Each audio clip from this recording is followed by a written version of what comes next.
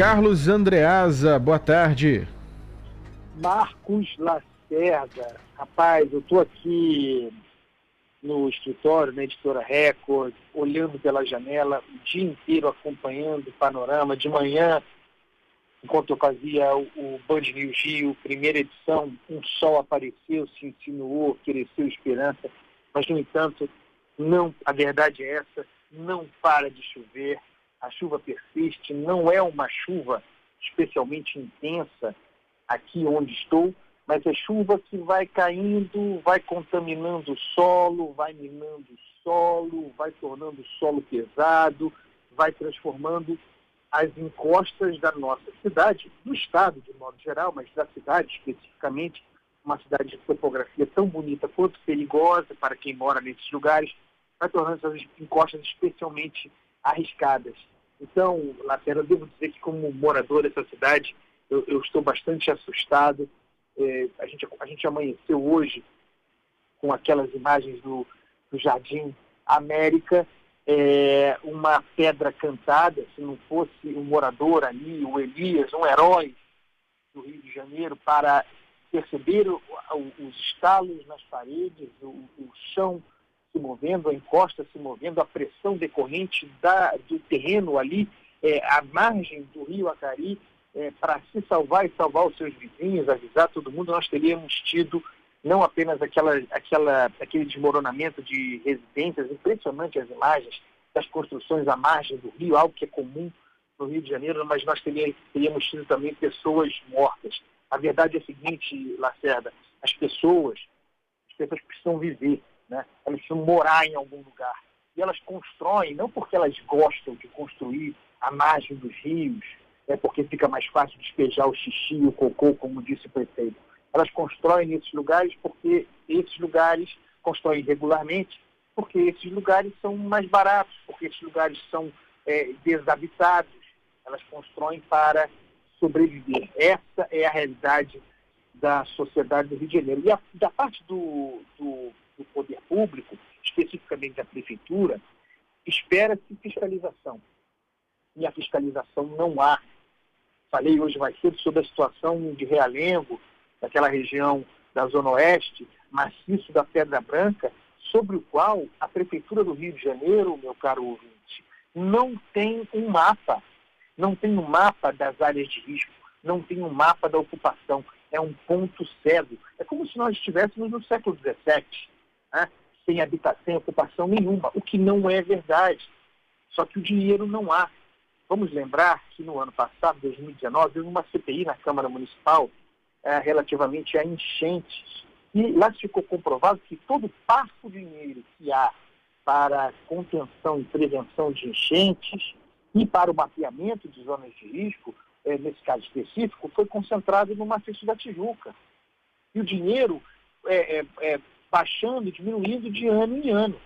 Num lugar como o maciço da Pedra Branca, por exemplo, onde o crescimento de construções irregulares, especialmente pela milícia, é imenso, não há nenhuma noção, não há nenhuma fotografia, não há nenhum registro, é só no boca a boca, só no tititi, enquanto essas ocupações irregulares acontecem, alterando o curso dos rios, assoreando rios, poluindo rios. Acontece o que aconteceu em Realengo, na Rua São Francisco, aquele cenário de guerra, parecia Hollywood, que a Júlia Calenbar cobriu muito bem nesses últimos dias. Ali havia um histórico de 60 anos sem qualquer tipo de comunicação de enxurrada. Uma região com problemas, mas que não tinha algo assim. E por que, excepcionalmente, de repente acontece um fato novo, uma enxurrada? Por que se constrói regularmente? Por que se altera curso de rio? Por que se obstrui a passagem do rio? Por que se mexe no leito natural do rio? Por que se cria construções que contêm água, que represam águas? Essas construções vão servindo como espécie de barreira. Quando elas rompem, como aconteceu, vem a enxurrada e resultou naquela tragédia em Realengo. É uma sequência rara de incompetência, de falta de cumprimento de obrigação, de falta de investimento, de falta de cuidado, dando nisso aí. É claro, Lacerda, para concluir, fazendo um balanço dessa situação, que serve para o Estado como um todo, quando o prefeito estabelece a culpa, transmite a culpa, bota a culpa na sociedade por ela jogar lixo nos rios, por exemplo, o prefeito realmente certo, porque isso é uma verdade, mas é uma verdade secundária. Não é essa a causa fundamental, embora seja concorrente decisiva, para tragédias como essa. Eu pergunto, o que é mais grave para o resultado de uma enchente, de uma enxurrada como essa? O lixo jogado, inaceitável, pela população nos rios, ou a falta de fiscalização, a falta de cuidado do poder público que permite que haja ocupações e a ocorrência de obras irregulares às margens desses mesmos rios, aí sim, se a população polui. O que concorre decisivamente para tragédias como essa? De quem é a responsabilidade principal? É da população do Rio, que tem sua responsabilidade, é da população fluminense, no caso dos municípios do nosso estado, ou é dos governantes, ou é dos prefeitos, ou é, no caso do Rio de Janeiro, do prefeito Marcelo Crivella e daqueles que o antecederam? Essa é a pergunta que eu deixo para o nosso ouvinte. Carlos Andreasa, amanhã tá de volta. Briggs, dá um oi pro Andreasa. O Andreasa não sai, rapaz. Ô, Andreasa, como é que você tá, querido? Tudo bem? Seu amigo abriu a metralhadora, né? Não parou de falar, que eu não tinha nem como dar boa tarde para ele. Mas quem sou eu para cortar um comentário desse, para estar na linha de raciocínio?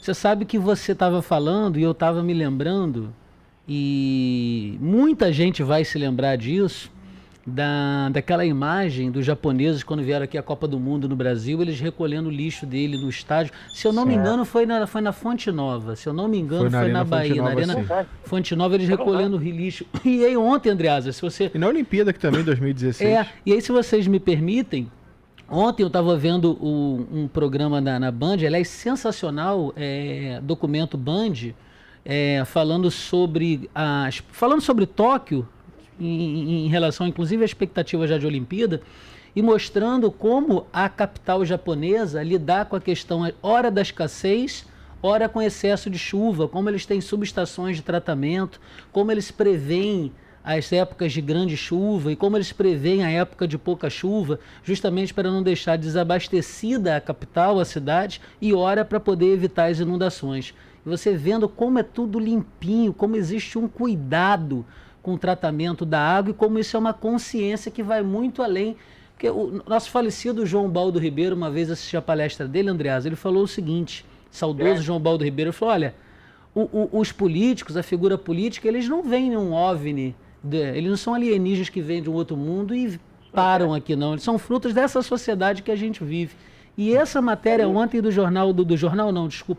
documento Band sobre Tóquio, eu achei fantástica e retrata muito esse momento. E eu lembrei, inclusive, hoje, vendo a sua intervenção, quando você brincava falando dos Países Baixos e dos políticos, como é que é? Os políticos baixos, né?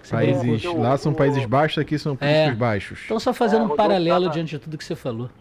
Rodolfo fez referência ao sistema de diques, né? No caso da Holanda, os Países Baixos, que estão sob o nível do mar, e aí elogiando os Países Baixos, e lá são os Países Baixos e aqui são os políticos baixos. Mas tem toda a razão. Os políticos somos nós, né, pessoal? O Briggs, nós elegemos esses políticos. Eles vêm de nós. Né? É bom lembrar disso no ano eleitoral. Sem dúvida, querido. Grande abraço. Um beijo para vocês. Fica com Deus, querido. Aquele abraço, Andreasa. Tchau, tchau. São 5 horas e 26 minutos agora. Vou acelerar.